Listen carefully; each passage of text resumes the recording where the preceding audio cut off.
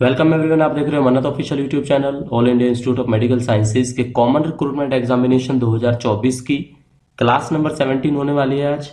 और class number 17 start करने से पहले आप सबको बताना है कि इस क्लास के अंदर मैक्सिमम आपको एमसीक्यू क्वेश्चंस देखने को मिलेंगे। तो आपने करना क्या है, आप कॉपी पेन लेके साथ में बैठ सकते हैं ताकि हमारे आंसर देने से पहले आप जज कर पाओ कि आंसर क्या हो सकता है। तो मॉक की तरह आप इस क्लास को यूज कर सकते हो। डिपेंड करता है आप पे, आप किस तरह से इस क्लास को करना चाहते हैं। तो इस क्लास के अंदर डेफिनेटली अभी जो हमने केवल 2 टॉपिक से क्वेश्चन उठाए हैं वो है आपके सीसीएस लीव रूल से और सीसीएस पेंशन रूल्स 2021। तो दोनों क्लासेस हम आपको पहले करा चुके हैं। कोई ऐसा क्वेश्चन जो पहले नहीं कराया है तो डेफिनेटली आपके काम आएगा, उसको आप नोट कर लेना। तो विदाउट एनी डिले स्टार्ट करेंगे आपकी class MCRE 2024 class number 17। Further preparation के लिए अगर हमसे जुड़ना है तो हमारे टेलीग्राम चैनल पर जाना है आपने, और टेलीग्राम चैनल पर जाके आपको एक राइट प्लेटफॉर्म मिल जाता है जहां से आप प्रिपरेशन कर सकते हैं। तो टाइम के हिसाब से अगर आप देखा जाए तो काफी कम टाइम रह गया है। सिलेबस काफी वास्ट होता है एम्स का, जिसमें हम सीआरई के लिए प्रिपरेशन कर रहे हैं। तो दोस्तों आप लोगों ने करना क्या है, अब कोशिश यही रहेगी कि थ्योरी के साथ साथ ज्यादातर क्लासें हम आपकी एमसीक्यू सेशन से लेके आए। तो जो एमसीक्यू सेशन है आपका, ये आपको सामने दिखाई दे रहा है। एमसीक्यू सेशन AAO जाओ असिस्टेंट ऑफिस असिस्टेंट एग्जामिनेशन के लिए हम आपको प्रिपेयर करा रहे हैं। तो साथियों विदाउट एनी डिले स्टार्ट करेंगे आपका एमसीक्यू सेशन। तो पहला क्वेश्चन होगा आपके सामने, maximum earned leave can be availed in one spell. एक बार में कोई एम्प्लॉय कितनी लीव अवेल कर सकता है, यह बताना है आपने इसके अंदर। एक बार में जैसे आपने अर्न्ड लीव की एप्लीकेशन देनी है तो कितनी अर्न्ड लीव आप अवेल कर सकते हो, 90 डेज, 180 डेज, 150 डेज, या इनमें से कोई नहीं। अब आपने क्या करना है, अब दोस्तों करना क्या है, आपको 5 से 10 सेकंड का टाइम हम देंगे। टाइम आपका स्टार्ट हो चुका है। राइट आंसर अगर आपको पता है तो आपने सोच के रखना है, थोड़ी देर में आंसर आपको क्लियर कर देंगे। तो मैक्सिमम अर्न्ड लीव बताना है जो वन स्पेल में आप अवेल कर सकते हो। तो टाइम आउट हो चुका है और आंसर होगा आपका 180 डेज। यानी कि कोई भी गवर्नमेंट सर्वेंट एक बार में 6 महीने की छुट्टी ले सकता है। कौन सी छुट्टी, अर्न्ड लीव। ठीक है, जैसे फीमेल गवर्नमेंट सर्वेंट को मैटरनिटी लीव के टाइम पे मैक्सिमम 180 डेज, फिर चाहे उसके बाद वो अपनी सीसीएल अवेल करना चाहे या अपने अर्न्ड लीव लेना चाहे या अपनी कैजुअल लीव लेना चाहे। क्योंकि आपको पता है क्लबिंग ऑफ लीव्स है, जो कॉम्बिनेशन ऑफ लीव्स है, वो मैटरनिटी के साथ में कोई भी लीव हो जाती है। अर्न्ड लीव के साथ में भी देखो, हर लीव के साथ कोई ना कोई लीव एडजस्ट हो जाती है, बट कैजुअल लीव के साथ केवल स्पेशल कैजुअल लीव एडजस्ट होती है और कोई भी लीव एडजस्ट नहीं होती। आपने क्वेश्चन देखा होगा, एम्स के अंदर भी पूछा गया था कि लीव्स का पूछते हैं कि कौन सी लीव पॉसिबल नहीं है। तो आपको ऑप्शन देंगे sick leave, comma paternity leave, comma maternity leave, comma casual leave. ठीक है, तो जहां पे कैजुअल लीव के साथ में अर्न्ड लीव का कॉमा आपको दिखा, समझ लेना वो आंसर आपका गलत है। तो मैक्सिमम अर्न्ड लीव जो 1 से पहले में ले सकते हैं वो कितनी है, 180 डेज।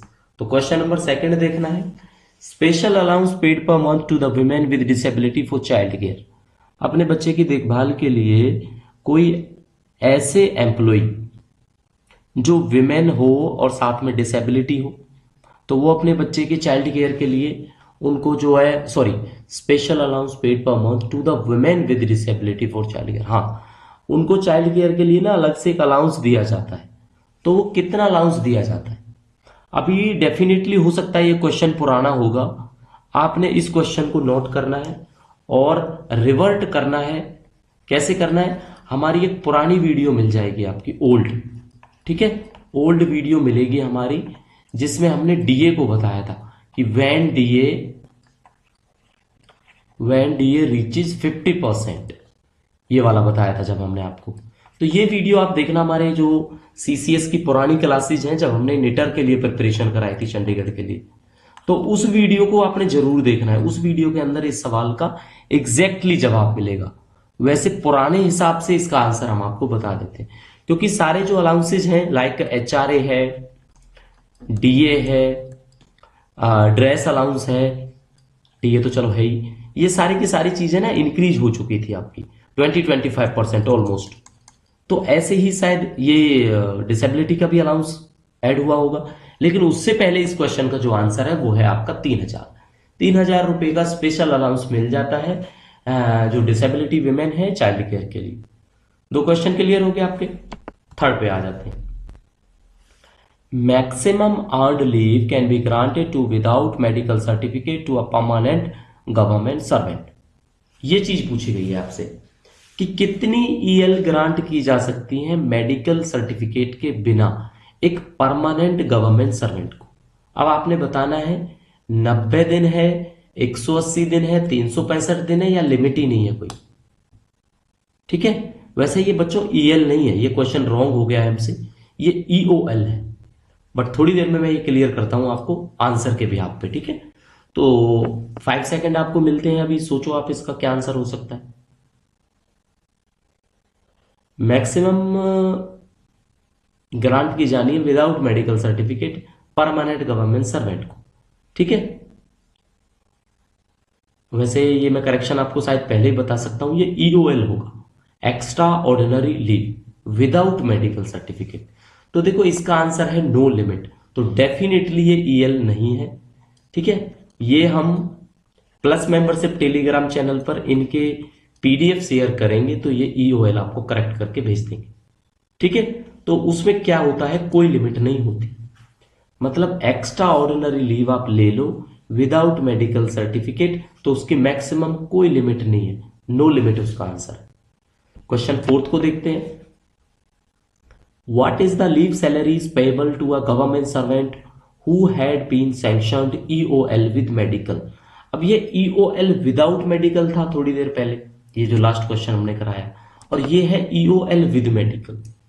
क्या है बच्चों इसमें आपका EOL विद मेडिकल। तो EOL विद मेडिकल आपने बताना है कि लीव सैलरी उनको कितनी मिलेगी उस गवर्नमेंट सर्वेंट को जिसको EOL आपकी सैंक्शन की गई है मेडिकल सर्टिफिकेट के साथ में। ठीक है, चलो बताओ इसका आंसर क्या होगा। फुल सैलरी मिलेगी, हाफ सैलरी मिलेगी, या सैलरी ही नहीं मिलेगी, या 3/4 सैलरी मिलेगी। तो 5 सेकंड का टाइम है, जज करो, आंसर सोचो और फिर आंसर को देखो, यानी आंसर किया आपके सामने। ठीक है जी, तो बच्चों इसका आंसर होगा आपका नो लीव सैलरी। सॉरी, ये तो गलत है, 3/4 तो बिल्कुल नहीं है, ये भी गलत हो गया। What is the leave salary payable to a government servant who had been sanctioned EOL with medical certificate? तो इसमें नो लीव सैलरी आएगा आपका। ठीक है बच्चों, क्या आएगा, नो लीव सैलरी। तो ये करेक्शन हम डेफिनेटली कर देंगे, डोंट वरी। तो आपको राइट आंसर का पता लग गया, नो लीव सैलरी पे की जाएगी अगर कोई गवर्नमेंट सर्वेंट को एक्स्ट्रा ऑर्डिनरी लीव मिलती है मेडिकल सर्टिफिकेट के साथ में।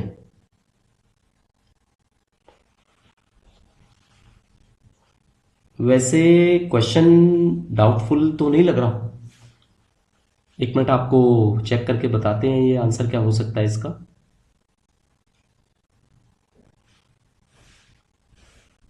आप अपना आंसर कमेंट कर सकते हो अगर आपको लगता है कि इसका आंसर कुछ और हो सकता है।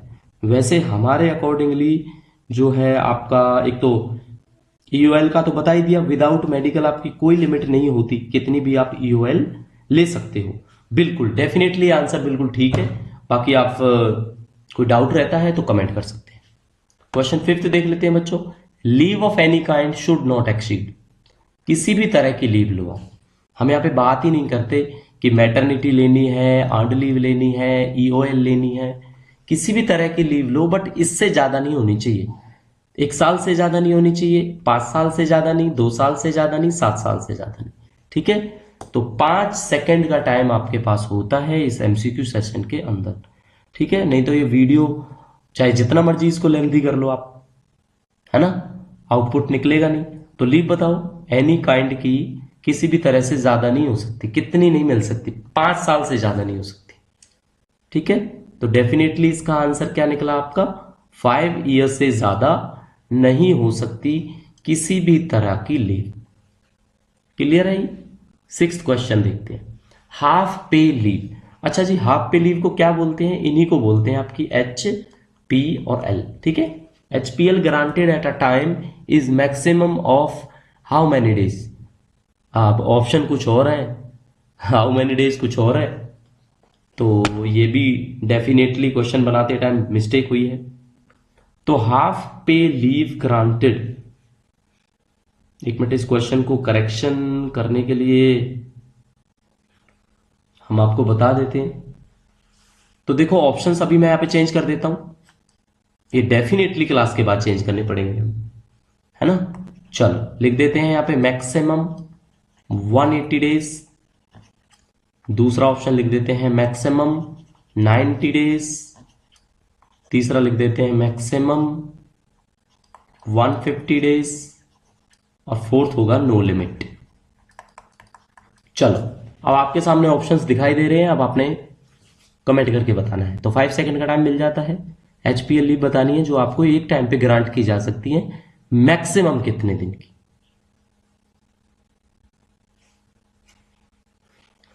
तो इसका आंसर वैसे तो कुछ होगा नहीं, क्योंकि अभी आंसर भी गलत होगा, है ना। तो इसका जो आंसर है हम आपको कमेंट करके यहीं पे बता देते हैं। इसका आंसर होगा बच्चों आपका मैक्सिमम 180 दिन। ठीक है, 180 दिन से ज्यादा ए है, अगर इसके हिसाब से देखेंगे तो ए आंसर हो जाएगा। 180 दिन से ज्यादा HPL एक टाइम पर ग्रांट की जा सकती है, मैक्सिमम। नेक्स्ट क्वेश्चन की तरफ चलेंगे, दैट इज 7th। अच्छा, सेशन आपको पता है MCQ सेशन है। डेफिनेटली अगर आप फर्स्ट टाइम के व्यूअर हो तो चैनल को जरूर सब्सक्राइब कर लेना, और पुराने हमारे मेंबर हैं तो डेफिनेटली इस वीडियो को लाइक कर देना अगर आपको सेशन मजेदार लग रहा है तो। कॉम्बिनेशन ऑफ स्टडी लीव को अर्नड लीव के साथ में कंबाइन करना है, तो जनरली एक टोटल एब्सेंस इससे ज्यादा नहीं होनी चाहिए। मतलब आप स्टडी लीव और अर्नड लीव दोनों मिलाकर इससे ज्यादा दिन छुट्टी नहीं ले सकते। 12 महीने, 15 महीने, 24 महीने, 28 महीने। ठीक है, तो ये आपने कमेंट करके बताना है। तो 5 सेकंड का बच्चों आपका टाइम शुरू हो चुका है। 5 सेकंड के अंदर आपने सोचना है या वीडियो के साथ में आप कमेंट कर सकते हो। तो स्टडी लीव के साथ में अर्नड लीव का कॉम्बिनेशन जो चलता है वो टोटल एब्सेंस आपकी ज्यादा नहीं होनी चाहिए, 28 महीने से ज्यादा, दैट इज 28 मंथ्स। तो ये आपका आंसर निकला यहां पे 28 मंथ्स। स्टडी लीव का कॉम्बिनेशन अर्नड लीव के साथ में जनरली इससे ज्यादा नहीं चलता। आपकी स्टडी लीव मानो 1 साल की है और 1 साल के बाद मान लो 10 महीने, 12 महीने की अर्नड लीव से ज्यादा, अब अर्नड लीव का भी रूल है आपको पता है, बट स्टडी लीव के साथ अर्नड लीव मैक्सिमम 28 महीने से ज्यादा नहीं होनी चाहिए। क्वेश्चन नंबर 8 देख लेते हैं। लीव नॉट ड्यू, LND, इसको बोलते हैं LND। ठीक है, अगर ये टर्मिनोलॉजी ना आपको सीखनी पड़ेगी। जैसे HPL लिखा होता है, हाफ पे लीव होता है, EOL लिखा होता है, एक्स्ट्रा ऑर्डिनरी लीव होता है, LND लिखा होता है, लीव नॉट ड्यू होता है। तो leave not due allowed maximum of how many days in entire service on medical ground. Medical certificate के साथ में लीव नॉट ड्यू पूरी सर्विस के दौरान, जो आपकी पूरी सर्विस है 60 साल की सर्विस है, उसके दौरान आप मैक्सिमम कितनी अवेल कर सकते हो, ये क्वेश्चन है आपके सामने। तो ऑप्शंस में है 100 दिन, 200 दिन, 360 दिन और 720 दिन। तो कमेंट करके बताओ आप, 5 सेकंड का टाइम मिल जाता है आपको। लीव नॉट ड्यू समझना है आपको। अगर आपने पढ़ा होगा डेफिनेटली आपको पता होगा कि कितने दिन का टाइम है जो टोटल सर्विस के दौरान मेडिकल सर्टिफिकेट के बेसिस पे आपको मिल जाता है। तो बच्चों लीव नॉट ड्यू में आपको मिलते हैं 360 दिन का टाइम। ठीक है, कितना मिलता है? 360, यानी 5 दिन आपके कम रह जाते हैं। किसमें?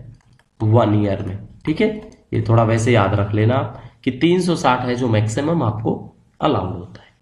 क्वेश्चन 9 की बात करेंगे। कंसीडर, अच्छा आप स्टेटमेंट वाले क्वेश्चन हैं तो ये डेफिनेटली थ्योरेटिकल पोर्शन आपने पढ़ा होगा तो आपको पता होगा, नहीं पता होगा तो मन्नत ऑफिशियल यूट्यूब चैनल है, अभी सीखते जाओ आप, टाइम है अभी पेपर में। स्टेटमेंट को कंसीडर करना है और ट्रू स्टेटमेंट को बताना है। CCL can be demanded as a matter of right. क्या सीसीएल को एक अधिकार के तौर पर हम डिमांड कर सकते हैं? नो एज बार नहीं कर सकते, कर सकते नहीं है, नहीं कर सकते। No age bar for CCL that is child care leave in case of disabled child. अब डिसेबिलिटी देखो, एक क्वेश्चन यहीं पे छिपा है, एक क्वेश्चन का आंसर। जब भी कोई डिसेबिलिटी की बात करें ना तो मिनिमम डिसेबिलिटी 40% होती है। अगर कोई कहते हैं कि 30% डिसेबल है तो वो डिसेबल नहीं माना जाता, क्योंकि मिनिमम डिसेबिलिटी ही 40% है। तो benchmark for the minimum disability is 40%। तो कोई एज बार नहीं होता सीसीएल के लिए डिसेबल्ड चाइल्ड के केस में। वैसे तो एज बार होता है, अब वो एज बार कितना होता है, कितना होता है वो एज बार? 18 ईयर्स तक होता है। 18 ईयर्स से कम, ज्यादा तो चलेगा नहीं। क्लियर? तो ये दोनों स्टेटमेंट है, बतानी है। एक स्टेटमेंट ठीक है, दूसरी ठीक है, या दोनों ठीक है, कोई ठीक नहीं। तो 5 सेकंड का टाइम आपका हो गया स्टार्ट। चलो कमेंट करके बताओ आप लोग।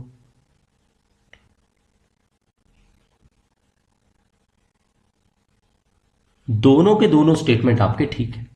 ठीक के कैसे हैं कि एक तो सीसीएल को आप अपना राइट नहीं बना सकते, CCL can not be demanded as a matter of right.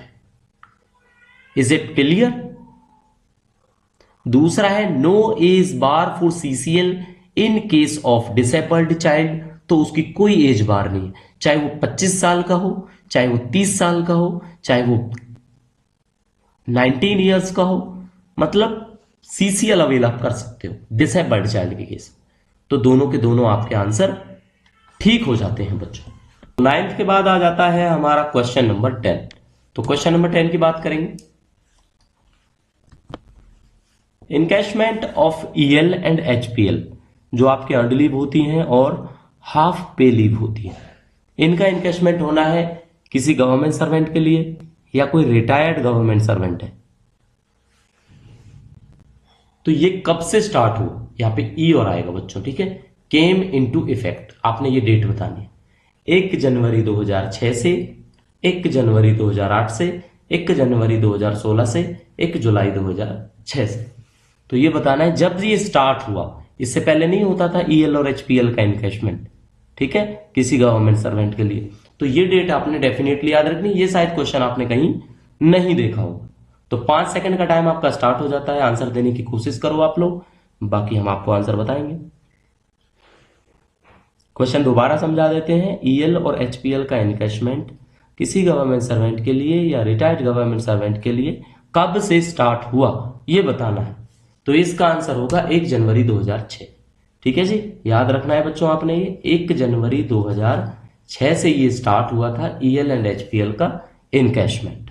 Question 10 हम करा चुके हैं। होपफुली आप समझ सकते हो कि शायद ये हाफ सेशन हम कर चुके हैं, है ना। डेफिनेटली 10 क्वेश्चन और आपको मिलेंगे।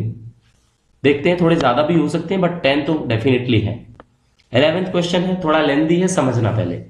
सीसीएस के पेंशन रूल पे जाना है हमने, और अब देखना है कि वो किस पर अप्लाई होते हैं। तो अप्लाई तो वो होते हैं जिन्होंने, ये हमने आपको क्लास में पढ़ाया हुआ है, 31 दिसंबर 2003 से पहले पहले जिन्होंने ज्वाइन कर लिया, चाहे वो सिविलियन है किसी डिफेंस सर्विस के अंदर, ठीक है, और वो अपॉइंटेड हो जाते हैं बाद में substantially to civil services and post in connection with the affair of union in which are borne on pensionable establishment but shall not apply to. एक क्वेश्चन भी छिपा है, आंसर भी छिपा है। तो पहले तो आपको बताया कि सीसीएस के रूल्स एप्लीकेबल हैं किस पे, सिविलियंस पे हैं जिन्होंने 31 दिसंबर 2003 से पहले सिविल सर्विस को ज्वाइन किया है एज अ सिविलियन, चाहे वो डिफेंस में हो बट सिविलियन होने चाहिए। या अब आपको बताना है कि किस पर अप्लाई नहीं होते हैं, but shall not apply to. तो पहला ऑप्शन है आपका रेलवे सर्वेंट पे लागू नहीं होते भाई। दूसरा है जो कैजुअल और डेली रेटेड एम्प्लॉयमेंट में है उन पर लागू नहीं होते। तीसरा है person paid from contingency, contingency से जो पर्सन्स को सैलरी दी जाती है उन पर लागू नहीं होते। Persons entitled to benefit of contributory provident fund, that is CPF. CPF की जो फैसिलिटी लेते हैं उन पर लागू नहीं होते, और member of all India service in पर लागू नहीं होते। तो 5 ऑप्शन दिए हमने केवल आपको, 5 ऑप्शन में से आपको बताना है सीसीएस के पेंशन रूल 2021 किस पर लागू नहीं होते। अगर आपने हमारी पेंशन की क्लास देखी होगी तो डेफिनेटली आपने आंसर सोच लिया होगा। फिर भी आपको 5 से 10 सेकंड का टाइम मिलता है, आपने बताना है कि कौन कौन से जो स्टेटमेंट हैं ए बी सी डी ई इनमें से करेक्ट हैं और कौन से नहीं। तो आपने वो बताना है जिन पर एप्लीकेबल आपका नहीं होते ये रूल, ठीक है। ये शैल नोट है बच्चों, ओके। चलो, तो बच्चों इसका answer definitely A B C D E, यानी कि पांचों के पांचों हैं। कौन से हैं अब आपको रिकॉल करा देते हैं। रेलवे सर्वेंट पे अप्लाई नहीं होते, person in casual and daily rated employment पर अप्लाई नहीं होते, पर्सन पेड फ्रॉम कंटीजेंसी पर भी आपके सीसीएस पेंशन रूल्स 2021 लागू नहीं होते, person entitle to benefit of contributory provident fund इन पर भी अप्लाई नहीं होते, और member of all India services इन पर भी अप्लाई नहीं होते। तो आंसर है आपका A B C D and E, पांचों के पांचों स्टेटमेंट्स पर अप्लाई नहीं होते। तो देखो ये कितना मजेदार क्वेश्चन है। थ्योरी अगर आपने पढ़ी है एक बार में आपको क्लिक हो गया होगा, नहीं पढ़ी है फर्स्ट टाइम पढ़ रहे हो तो इस क्वेश्चन के अंदर आपको पता लगा होगा कि सीसीएस पेंशन रूल 2021 किस पर तो लागू होते और किस पर लागू नहीं होते। तो क्वेश्चन से भी कई बार थ्योरी को हम समझ सकते हैं। अगर इस क्वेश्चन को समझाने का तरीका डेफिनेटली आपको औसम लगा तो वीडियो को लाइक करने में कंजूसी बिल्कुल मत करना, ठीक है। बट डिपेंड करता है, अगर आपको अच्छा नहीं लगता है तो आप केवल वीडियो देखना चाहो देख सकते हो, ना देखना चाहो डिपेंड्स अपॉन यू। तो नेक्स्ट क्वेश्चन की तरफ चलेंगे, नंबर 12। एवरेज इमोल्यूमेंट्स का मतलब होता है average emoluments as determined in accordance with which rule of CCS pension rules 2021। ये क्वेश्चन ना आपने देखा होगा हमने उठाया है डेफिनेशन से, ठीक है। कहां से उठाया है, डेफिनेशन से उठाया है। किसकी डेफिनेशन से उठाया है, एवरेज इमोल्यूमेंट्स। और जब लास्ट क्लास में हमने पेंशन की क्लास ली, उस पेंशन की क्लास में आपको बताया कि एवरेज इमोल्यूमेंट्स कौन से रूल के तहत होता है। अगर वो क्लास देखी होगी तो डेफिनेटली आंसर पता होगा, नहीं पता है तो कोई बात नहीं, 5 सेकंड का टाइम लगेगा, पता लग जाएगा। तो रूल 31 है, 32 है, 33 है, 34 है। बताना है आपने इनमें से कौन सा रूल है जिसके तहत आपका एवरेज इमोल्यूमेंट्स होता है। तो बच्चों इसका आंसर होगा आपका रूल नंबर 32, ठीक है। कितना होता है आपका वो, रूल नंबर 32। रूल नंबर 32 के तहत आपकी एवरेज इमोल्यूमेंट्स को डिटरमाइन किया जाता है पेंशन रूल के अंदर। 12 क्वेश्चन हो चुके हैं, 13वीं की तरफ चलते हैं। An online system for sanction of retirement benefits and tracking of sanction and payment of pension by the government servant and the authorities concerned with sanction of pension to the government servant। कहने का मतलब है कि कोई online system है जो retirement benefits को sanction करता है, उनको ट्रैक करता है और उनके पेमेंट ऑफ जो पेंशन है गवर्नमेंट सर्वेंट को मिली या नहीं मिली उसके बारे में हर एक प्रूफ रखता है, ठीक है, सैंक्शन ऑफ पेंशन के बारे में। तो उस ऑनलाइन सिस्टम का नाम क्या है, पेंशन आपके द्वार या पेंशन पोर्टल या भविष्य, ठीक है, या नन ऑफ द अबव। तो सिस्टम का नाम बताना है आपने। 5 सेकंड का टाइम आपके लिए, बाकी हमारे लिए। 5 सेकंड के अंदर बच्चों जवाब देना है इसका। तो ऑनलाइन सिस्टम है सैंक्शन ऑफ रिटायरमेंट बेनिफिट्स के लिए and tracking of pension sanction. तो इसका आंसर होगा भविष्य पोर्टल। तो एक भविष्य पोर्टल है, ऑनलाइन सिस्टम है, ठीक है। लास्ट क्लास में हमने आपको बताया है। तो भविष्य इसका आंसर होगा जो आपका रिटायरमेंट बेनिफिट्स के लिए और पेंशन को पेमेंट के बारे में देखने के लिए यूज करते हैं, ठीक है। तो भविष्य पोर्टल है। 14th क्वेश्चन बता रहा है service in which a government servant receive his pay with the sanction of government from any source other than the consolidated fund of India and the consolidated fund of the state and the consolidated fund of union territory। ऐसी service जिसमें government servant को salary मिलती है भारत सरकार के sanction के द्वारा, but consolidated fund जो भारत की संचित निधि है, राशि है, उससे नहीं मिलती, स्टेट की राशि से नहीं मिलती और यूनियन टेरिटरी की राशि से भी नहीं मिलती, उसके अलावा कहीं से मिलती है, ऐसी सर्विस का नाम आपको बताना है। That is all India service, that is foreign service, that is deputation, या हमने कोई आंसर ही नहीं दिया आपको। तो 5 सेकंड के अंदर आपने बताना है, फिर हम बताएंगे आपको। तो बताओ भाई ऐसी कौन सी सर्विस है। क्वेश्चन आपके सामने, क्वेश्चन को समझ लेना एक बार। इसका राइट आंसर होगा बच्चों आपका foreign service, that is B. तो फॉरेन सर्विस आपकी ऐसी सर्विस होती है जिसमें सैलरी आपको गवर्नमेंट के सैंक्शन से तो मिलती है, विदाउट द सैंक्शन नहीं कह सकते हम, but other than the consolidated fund of India, other than the consolidated fund of the state, other than the consolidated fund of union territory. तो आंसर विल बी आपका क्रिस्टल क्लियर। कोई doubt है comment section में बता सकते हैं। Question 15 देख लेते हैं। Service rendered while on duty और otherwise which shall be taken into account for the purpose of pensions and gratuities admissible under these rules। आपको बताना है ऐसी सर्विस जिसमें आप ड्यूटी पे रहो, अदरवाइज आपका जो पेंशन और ग्रेचुटीज के लिए उस सर्विस को काउंट करते हैं, तो उसको बताना है क्या है वो। डेपुटेशन वाली सर्विस है, क्वालिफाइंग सर्विस है, टोटल सर्विस है या प्रोवेशन है। क्वेश्चन को समझना है और हमारी तरफ से 5 सेकंड आपके, ठीक है, क्योंकि देने को तो 5 की जगह आपको हम 15 सेकंड भी दे दें, लेकिन क्या है ये सेशन बिना बात के लेंथी नहीं होना चाहिए। क्वालिटेटिव बातें करनी है, क्वालिटेटिव क्वेश्चन को समझना है और कुछ नहीं है इस क्लास का मकसद। तो बताओ भाई उस सर्विस के बारे में। तो 5 सेकंड आपके कंप्लीट हुए और आंसर होगा आपका क्वालिफाइंग सर्विस, ठीक है। ये भी हम करेक्शन करेंगे बच्चों, सॉरी इसके लिए, क्वालिफाइंग सर्विस, ठीक है। Service rendered while on duty and otherwise shall be taken into account for the purpose of pension and gratuities admissible under these rule. Which rule, अगर आपसे कोई पूछे ना, अंडर रूल भी लिख सकता हूं मैं, बाकी वैसे ही है आपका, मैंने पहले बताया था सीसीएस पेंशन रूल 2021, ये भी लिखा मिल सकता है, ठीक है। इसमें नो डाउट आपको कोई टेंशन नहीं होनी चाहिए कि क्वेश्चन गलत है। तो आंसर क्या होगा, क्वालिफाइंग सर्विस। चलो क्वेश्चन 16। अब आपको स्टेटमेंट है फैमिली पेंशन के बारे में, पेंशन के बारे में या फैमिली पेंशन के बारे में। तो देखो पहला स्टेटमेंट क्या है, एनी क्लेम टू पेंशन और family pension shall be regulated by the provisions of this rules in force at the time when the government servant retires और इज रिटायर्ड और इज डिस्चार्ज और is allowed to resign from service और dies as a case में भी।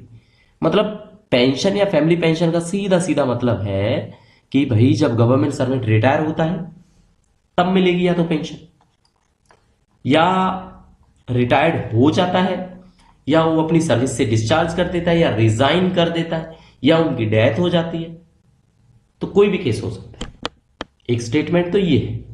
दूसरी statement क्या है, the day on which government servant retires और इज रिटायर्ड और इज डिस्चार्ज और is allowed to resign from the service as the case may be shall be treated as his last completed working day and the date of death shall also be treated as a completed working day।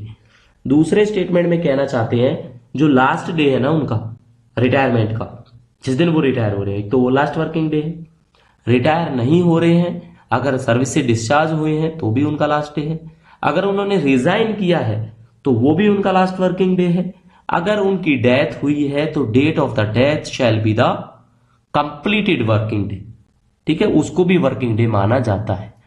तो 2 statement आपके सामने है, अब आपने answer बताना है कि हो क्या सकता है। तो 5 सेकंड का टाइम बच्चों हमारी तरफ से आपके लिए है, ठीक है। 5 सेकंड के अंदर आपने कमेंट करके बताना।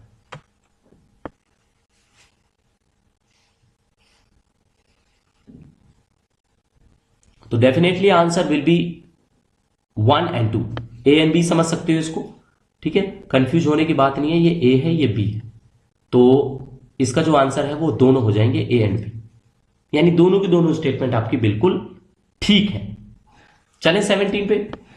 अब आपको करेक्ट स्टेटमेंट बतानी है।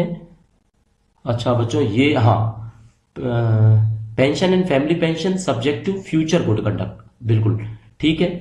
पेंशन का देखो रूल होता है, अगर आपका कंडक्ट भी गुड नहीं है तो उसको रोका जा सकता है, कम किया जा सकता है। तो बताओ क्या है, फ्यूचर गुड कंडक्ट उनका अच्छा होना चाहिए ताकि उनको पेंशन मिलती रहे कंटिन्यूएशन में। दूसरा है, जो भी अपॉइंटिंग अथॉरिटी है वो रिटर्न में रोक सकती है, विड्रॉ कर सकती है पेंशन को परमानेंटली या कुछ पीरियड के लिए, अगर वो किसी सीरियस क्राइम में पार्टनर पाए जाते हैं या कोई गिल्टी पाए जाते हैं तो। आपको समझ आ गया दोनों स्टेटमेंट के बारे में। तीसरा ये है, अगर कोई पेंशनर कन्विक्टेड पाया ही गया court of the law under sub rule 2 shall be taken in the light of judgment of the court relating to such conviction, तो बताना है आपने। डेफिनेटली इसमें बच्चे फंसेंगे, ये मैं आपको बता देता हूं, ये तो राइट है। अब दूसरे वाला आप पे डिपेंड करता है, और टाइम शुरू हो गया आपका 5 सेकेंड। तो देखो बच्चों, इसका जो आंसर होगा ना वो ओनली 1 होगा।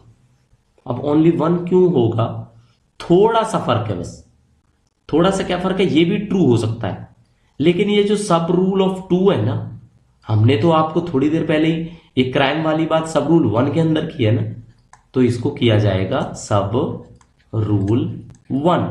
अगर ये 1 होता तो स्टेटमेंट होती हमारी बोथ ए एंड बी, लेकिन नहीं है ऐसा, तो यही चीजें आपने याद रखनी है। अब ये गलत हो जाता है, ठीक है जी। तो ऐसे क्वेश्चंस पे भी ध्यान रखना है, ये मत सोचना स्टेटमेंट वाले क्वेश्चन सारे के सारे ठीक मिलते हैं। 2 स्टेटमेंट दिए हैं, दोनों को कह दो डन, 2 स्टेटमेंट दिए दोनों को कह दो नीदर 1 नॉट 2, ऐसा नहीं होता, याद रखना होता है। मेंबर ऑफ फैमिली बताना है गवर्नमेंट सर्वेंट के केस में, ठीक है। तो ये क्वेश्चन कहीं भी पढ़ लेना, बट ये सीसीएस कंडक्ट रूल का क्वेश्चन है, पढ़ा आप कहीं से भी लेना इसको, मेंबर ऑफ द फैमिली वही होता है। तो वाइफ हस्बैंड केस में भी the government servant whether residing with government servant or not, but doesn't include a wife or husband as the case may be separated from the government servant। भाई साथ रहने चाहिए, अलग नहीं होने चाहिए। अगर कोर्ट के थ्रू या किसी के थ्रू कोई एग्रीमेंट के थ्रू वो अलग हो गए हैं तो मेंबर ऑफ द फैमिली नहीं माने जाते। पहली स्टेटमेंट क्लियर। दूसरी स्टेटमेंट, बेटा हो बेटी हो स्टेप सन हो स्टेप डॉटर हो पूरी तरह डिपेंडेंट हो, लेकिन उसमें ऐसा चाइल्ड नहीं आएगा जो डिपेंड ना हो और जो जिसकी कस्टडी आपकी डिप्राइव्ड कर दी गई हो किसी लॉ के थ्रू। क्लियर है ये बात। तीसरा है, any other person related whether by blood या marriage to the government servant और टू द गवर्नमेंट सर्वेंट की वाइफ या husband wholly dependent on the government servant. कुल मिला के होली डिपेंडेंट होना चाहिए, पूरी तरह से डिपेंडेंट, ठीक है। अब स्टेटमेंट आपके सामने है कि भाई पहले वाली ठीक है, दूसरे वाली ठीक है, दूसरे और तीसरे वाली ठीक है या सारी ठीक है। 5 सेकंड का टाइम है, क्वेश्चन तो हमने समझा ही देते हैं इसलिए हम आपको 5 सेकंड देते हैं बस। तो member of the family in relation to the government servant का आंसर आपका होगा सारे के सारे ठीक हैं, all of the above. 1 minute, ये हो गया आपका बच्चों, ये आंसर बिल्कुल आप ठीक कर लेना, ठीक है। इसका आंसर डी होगा क्योंकि ये सारे के सारे स्टेटमेंट बिल्कुल आपके ठीक है। हो गया 18th क्वेश्चन। 19th की तरफ चलेंगे। इस क्वेश्चन में कोई डाउट हो थ्योरेटिकल पोर्शन पे जाना चेक कर लेना, हमारी पीडीएफ जो सीसीएस कंडक्ट रूल की आपको डेफिनेटली मिल जाएगा। चलो, according to the CCS conduct rule 1964 every government servant shall at all time, हर समय उसको इंटीग्रिटी बना के रखनी है, डिवोशन टू ड्यूटी बना के रखनी है, कुछ ऐसा नहीं करना है जिसकी वजह से कुछ हमारे भारत के संविधान को या हमारे लोकतांत्रिक वैल्यूज की वैल्यू कम हो जाए, ठीक है। Maintain low ethical standard and honesty, ये आपको लो एथिकल स्टैंडर्ड्स बना के रखने। तो ये आपके सामने स्टेटमेंट है। अब आपको टाइम दे देते हैं 5 सेकंड का। बच्चों ये बतानी है कौन सी स्टेटमेंट इसके अंदर से ठीक है as per the CCS conduct rule 1964। तो देखो बच्चों, इसका आंसर होगा आपका 1, 2 एंड 3, यानी कि बी आंसर होगा। अब आपको लगेगा सर ये डी क्यों नहीं होगा? मैंने पहले ही बताया था ऑल ऑफ द अबव नहीं होते बच्चों। ये लो एथिकल स्टैंडर्ड का ना हाई लिखा जाता। भाई आपकी जो एथिकल वैल्यूज हैं, जो आपके शिष्टाचार हैं, वो कम थोड़ी होने चाहिए। आपकी ईमानदारी कम होनी चाहिए, लो ऑनेस्टी होना चाहिए। तो ऐसे ही स्टेटमेंट में अगर कोई करेक्शन होती है, आपने याद रखना है, इसलिए पढ़ते टाइम ध्यान रखना होता है। तो इसका आंसर मिलेगा आपको 1, 2, 3, यानी कि इंटीग्रिटी बना के रखनी है, डेवोशन टू ड्यूटी बना के रखना है, और कुछ भी बच्चों ऐसा नहीं करना है जो हमारे कॉन्स्टिट्यूशन की सुप्रीमेसी को और हमारी डेमोक्रेटिक वैल्यूज को कम करता हो। ठीक है, 19 क्वेश्चन आपके कंप्लीट हो चुके हैं।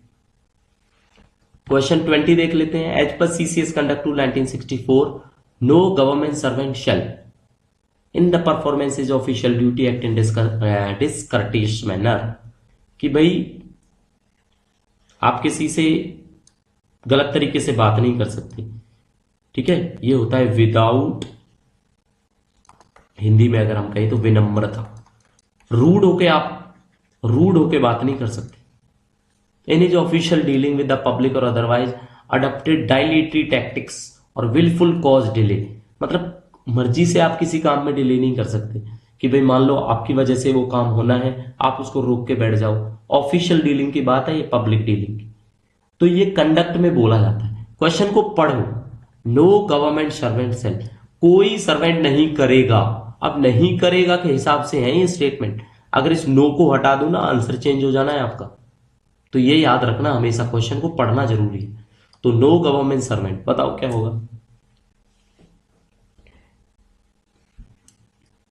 जो आपके कंडक्ट रूल है ना, मैं आपको अभी फिर बता देता हूं।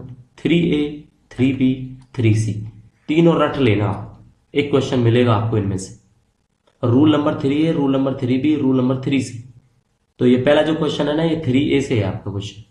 अब 3A क्या है? आपकी जिम्मेदारी है। कोई भी बच्चा जो पढ़ रहा होगा अच्छे से, वो कमेंट करेगा इस वीडियो के कमेंट सेक्शन में कि 3A होता क्या है अंडर सीसीएस कंडक्ट रूल 1964। तो देखो, इसका आंसर बच्चों होगा बोथ A एंड B, यानी कि दोनों चीजें ठीक हैं। डिस्कशन मैनर में बात नहीं करोगे आप, और कुछ भी ऐसा नहीं करोगे जो भी आपको काम दिया गया है कि आप उसको मर्जी से या डायलेक्ट्री टैक्टिक्स की वजह से उसको रोको, डिले करो। ठीक है, तो 20 क्वेश्चंस इस सेशन के आपके कंप्लीट हो चुके हैं। क्लास को शेयर कर दो दोस्तों के साथ। अभी तक वीडियो को लाइक नहीं किया तो आप लाइक कर देना। ठीक है, अब क्या होगा? क्वेश्चन नंबर 21 नहीं, क्वेश्चन 21 नहीं है। अब अगर आपको इसी तरह के क्वेश्चंस, एमसीक्यू चीजें चाहिए तो टेलीग्राम पर जाओ, ज्वाइन करो, टाइम नहीं है।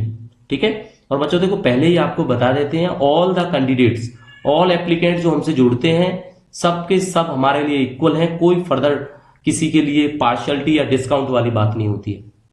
तो प्लीज ये वाले क्वेश्चंस ना हमें मेल किया करो, ना हमें टेलीग्राम पे मैसेज किया करो। ठीक है, तो इसी तरह से क्लासें आपको मिलती रहेंगी। कोई भी वैल्यू, कोई भी चीजें समझ नहीं आती हैं, manatofficial14@gmail.com है। मेल करोगे, वाजिब सवाल होगा, देने की कोशिश करेंगे जवाब हम। ठीक है, और क्वेश्चन ही ऐसा होगा तो होपफुली आपको आंसर ना मिले। तो साथियों, इसी तरह का एमसीक्यू सेशन आपको मिलता रहेगा। वीडियो को लाइक करें, दोस्तों के साथ शेयर करें। मिलते हैं नई क्लास में, तब तक के लिए thank you and see you soon.